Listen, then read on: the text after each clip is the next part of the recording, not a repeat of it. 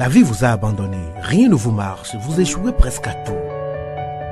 Vous vous sentez écrasé sous le poids des forces ténébreuses, de l'isolement, de la solitude et des soucis quotidiens. Vous n'avez pas la paix et la tranquillité. Vous avez besoin d'accompagnement pour atténuer vos souffrances, pour développer la force et la puissance qui vous habitent.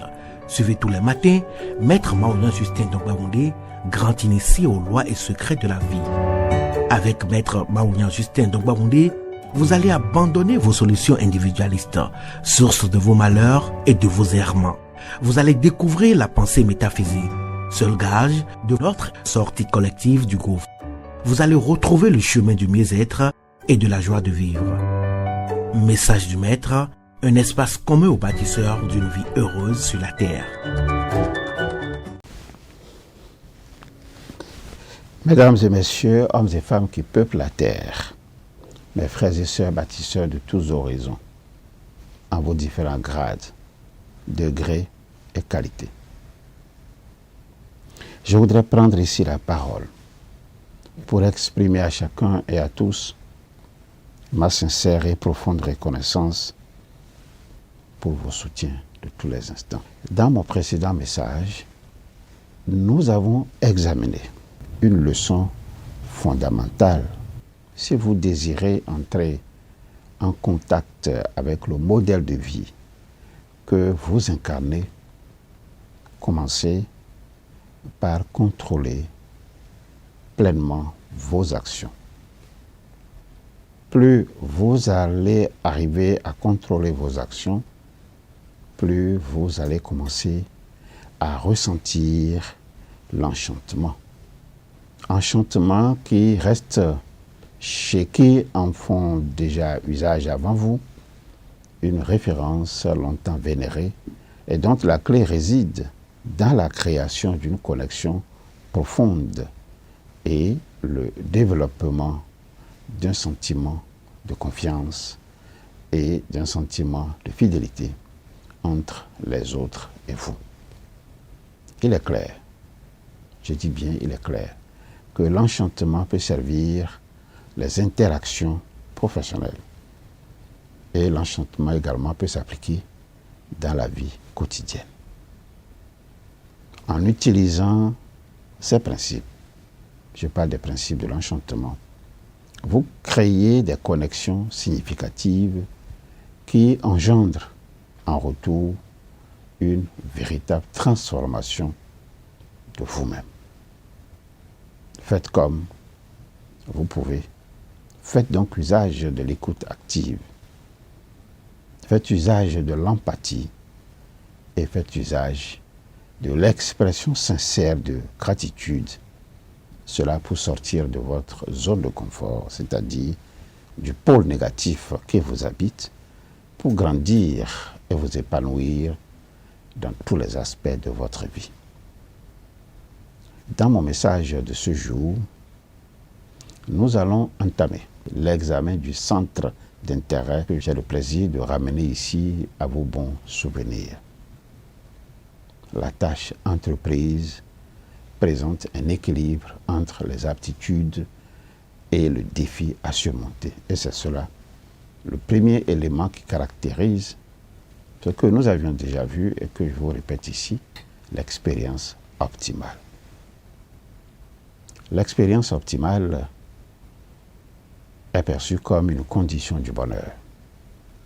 Et les sentiments que vous éprouvez à propos de vous-même et la joie que vous tirez de la vie dépendent, en fin de compte, tout cela dépend des filtres de votre esprit, des interprétations que vous faites de ce qui vous arrive quotidiennement. Le bonheur de l'individu repose sur son harmonie intérieure et non sur l'influence qu'il est possible d'exercer sur les forces de l'univers.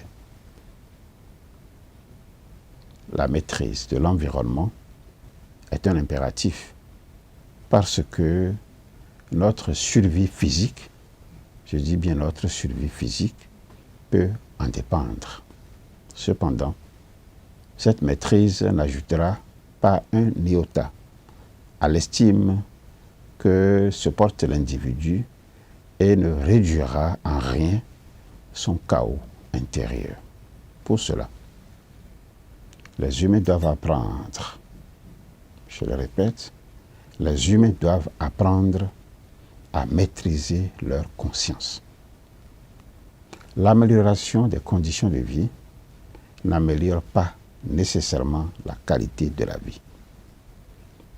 Avec la richesse et le pouvoir, je dis bien avec la richesse et le pouvoir, l'escalade des attentes conduit à de nouvelles exigences. Plus de confort, plus d'argent, plus de loisirs, plus de possessions matérielles. Si bien que le niveau de bien-être désiré demeure toujours éloigné. Le problème surgit quand l'individu est tellement obsédé par l'objectif qu'il cesse de trouver dans le plaisir, qu'il cesse de trouver dans la joie. Et il peut perdre la chance de connaître l'enchantement, c'est-à-dire l'expérience optimale. Le plaisir peut être une composante de la qualité de la vie, mais il n'apporte pas en lui-même le bonheur. Il correspond à la satisfaction. Il correspond au contentement ressenti lorsque la conscience nous informe que les attentes créées par la programmation génétique ou par le conditionnement social ont été comblées. Ainsi, un bon repas qui calme la faim, je dis bien un bon repas qui calme la faim, est plaisant parce qu'il satisfait un besoin physiologique. Une soirée tranquille à la suite d'une journée exténuante est relaxante. La joie survient quand une personne dépasse les attentes ou les besoins programmés et réalise quelque chose de plus, quelque chose de mieux, quelque chose d'inattendu. Après une expérience de joie, nous avons conscience d'avoir changé. Notre soi intérieur, notre soi interne devient beaucoup plus complexe. Et la joie se caractérise par un mouvement en avant, par un sentiment d'accomplissement, par un sentiment de nouveauté. Jouer une partie de tennis qui exige toute son habileté, lire un livre qui apporte une nouvelle compréhension d'une question, avoir une conversation qui fait avancer les idées. Voilà quelques exemples que je vous donne. Pour autant, le plaisir et la joie peuvent être complémentaires.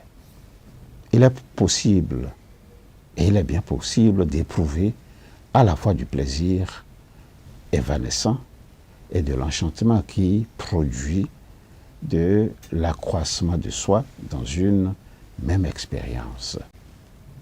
On peut vivre sans jamais éprouver de joie. On peut vivre sans jamais éprouver d'enchantement. Mais on peut avoir du plaisir au gré de la chance et des événements.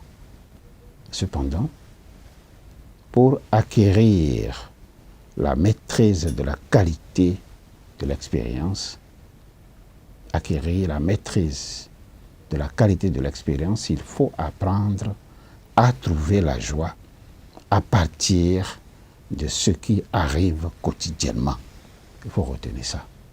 Chacun est l'artisan de son bonheur, de sa qualité de vie, à travers le contrôle de son expérience consciente, à travers la possibilité qui se donne de vivre des expériences optimale. L'expérience optimale est une fin en soi. Elle est recherchée pour elle-même et non pour d'autres raisons que l'intense satisfaction qu'elle procure. La tâche, vous le voyez, la tâche entreprise est réalisable mais constitue un défi et exige une aptitude particulière. Et pour augmenter la qualité de vie, il faut des tâches qui font appel à des aptitudes assez élaborées. L'expérience optimale intervient quand il y a une correspondance adéquate entre les exigences de la tâche et les capacités de l'individu. Elle apparaît entre l'anxiété et l'ennui. Dans l'expérience, tout semble s'écouler en dehors du temps. On est totalement immergé dans l'activité. L'engagement total est rendu possible grâce à un but clair et une rétroaction immédiate. Si une personne ne se donne pas de cible et ne peut jauger son activité, cette personne n'aura pas de plaisir à la réaliser ou peut avoir juste peu de plaisir à la réaliser. Le contenu de la rétroaction est en lui-même peu important. N'importe quel type de rétroaction peut être agréable s'il est logiquement relié au but pour lequel la personne a investi de l'énergie, que cette énergie soit physique ou psychique. La personne qui se trouve dans une expérience optimale est capable d'oublier les aspects déplaisants de sa vie. Oublier les aspects déplaisants de sa vie. Oublier ses frustrations ou oublier même ses préoccupations. On retrouve ici des ponts avec la pleine conscience. Je dis bien la pleine conscience. Je pense ici aux pensées troublantes ou non pertinentes pour le déroulement de l'activité. Et tout cela, ce déroulement peut être temporaire ou parfois mis de côté. Ce n'est pas le fait de gagner ou même de réussir qui compte, mais c'est le fait d'agir, le fait de contrôler les actions, le fait de réduire le danger dans une activité à risque, de développer suffisamment d'aptitude pour maîtriser. Pourtant, dis-je, les activités qui produisent l'expérience optimale peuvent avoir des effets secondaires et des effets secondaires négatifs. Quand une personne devient si dépendante de l'aptitude à contrôler une expérience gratifiante, qu'elle ne peut plus accorder d'attention au reste, alors cette personne a perdu le contrôle ultime, c'est-à-dire la liberté de déterminer le contenu de sa conscience. Voilà un effet secondaire négatif.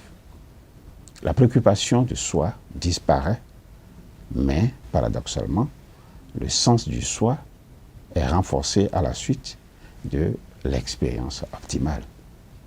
Voilà un effet positif. On s'oublie soi-même dans l'expérience optimale, mais dans la vie quotidienne, notre soi se sent vulnérable régulièrement et il nous faut de l'énergie pour restaurer l'ordre de la conscience. Or, Dans l'expérience optimale, le soi ne se sent pas menacé parce que cette expérience correspond bien à nos capacités. C'est pour cela que nous nous engageons.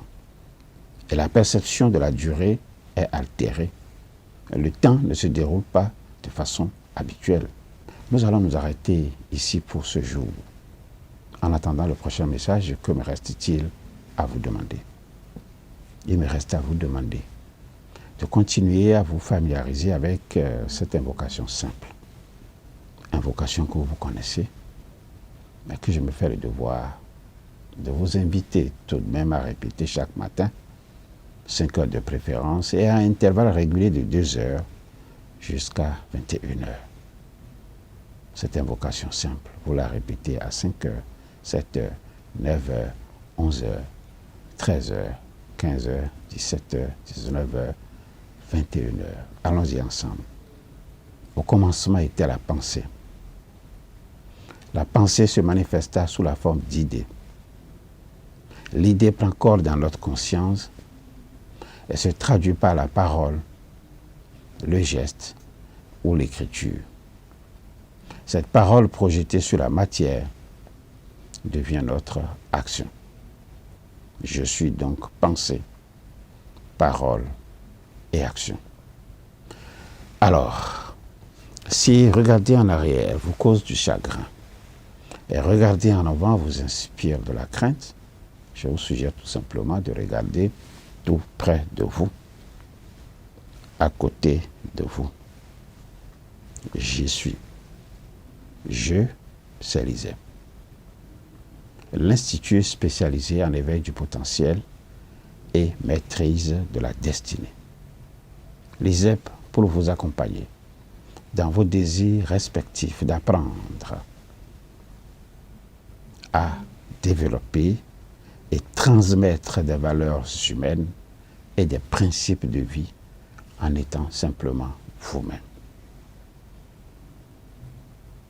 L'ISEP pour vous accompagner dans vos désirs respectifs d'apprendre à partager vos connaissances sans contrepartie, les laisser cheminer dans l'esprit de vos proches afin qu'ils s'en servent pour améliorer leur perception du monde, afin qu'ils s'en servent pour améliorer leur manière de voir les choses, afin qu'ils s'en servent pour modifier leur façon d'être, modifier leur façon de concevoir la vie et modifier leur façon d'agir.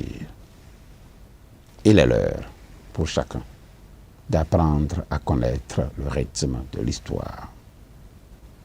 Participer avec enthousiasme à l'édification d'un monde de haute valeur spirituelle. Participer avec enthousiasme à l'édification d'un monde de hautes valeurs intellectuelles. Participer avec enthousiasme à l'édification d'un monde de hautes valeurs affectives. Participer avec enthousiasme à l'édification d'un monde de hautes valeurs professionnelles, matérielles et sanitaires. Ensemble, pour gagner le pari des connaissances vraies, des connaissances justes, des connaissances libératrices. Au revoir. À bientôt.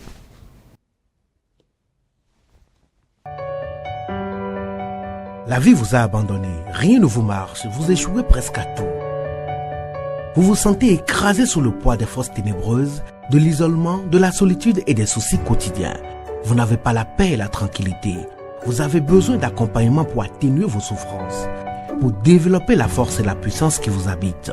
Suivez tous les matins Maître Maouyan Justin Dongbaoundé, grand initié aux lois et secrets de la vie. Avec Maître Maouyan Justin Dongbaoundé, vous allez abandonner vos solutions individualistes, source de vos malheurs et de vos errements. Vous allez découvrir la pensée métaphysique, seul gage de notre sortie collective du gouffre. Vous allez retrouver le chemin du mieux-être et de la joie de vivre.